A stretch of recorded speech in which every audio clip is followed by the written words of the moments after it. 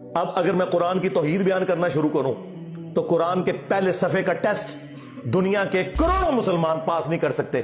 ایاک نعبد و ایاک نستعین، یہ قرآن میں لکھا رہ گیا. ماشاءاللہ فجر کی نماز میں یہ پڑھ کے نکلتا ہے اور مسجد کے ساتھ جو دربار ہے ریگولرلی حاضری دے کے اس بابے سے بھی مانگ کے گھر آتا ہے. تو کیا نماز تو پڑھی؟ تو مسلمان ہے، تیری ہر نماز کی ہر رکعت میں تو یہ نہ پڑھے تیری نماز ہی نہیں ہوتی. ایاک نعبد و ایاک نستعین، اے اللہ عبادت بھی تیری کریں گے، دعا بھی تجھی سے مانگیں گے، مدد بھی تجھی سے مانگیں گے. یہاں مدد مانا دعا کی ہے، لیکن یہاں مولویوں نے پھر پٹی پڑھا دی. ان کا نہیں جی امی سے روٹی نہ مانگے. اندازہ کریں قرآن کا مذاق اڑا رہے ہیں، حالانکہ انہیں پتہ ہے کہ قرآن میں یہ آیت موجود ہے وَتَعَاوَنُوا عَلَى الْبِرِّ وَالتَّقْوَى وَلَا تَعَاوَنُوا عَلَى الْإِثْمِ وَالْعُدْوَانِ، نیکی اور پرہیزگاری کے کاموں میں ایک دوسرے کی مدد کرو اور برائی میں الگ رہو. قرآن نے بتایا ہے کہ اللہ نے دنیا کو اسباب کے ساتھ جوڑا ہوا ہے.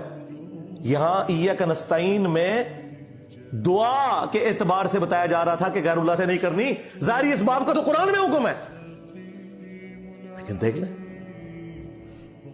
اور پھر جس شان سے اللہ تعالیٰ نے سورۃ النمل میں ذکر کیا، حیران کن بات آپ کو بتاؤں، اہل تشیع کے ہاں صبح و شام کی دعاؤں میں سنت اذکار میں سورۃ النمل کی آیت نمبر 62 پڑھی جاتی ہے.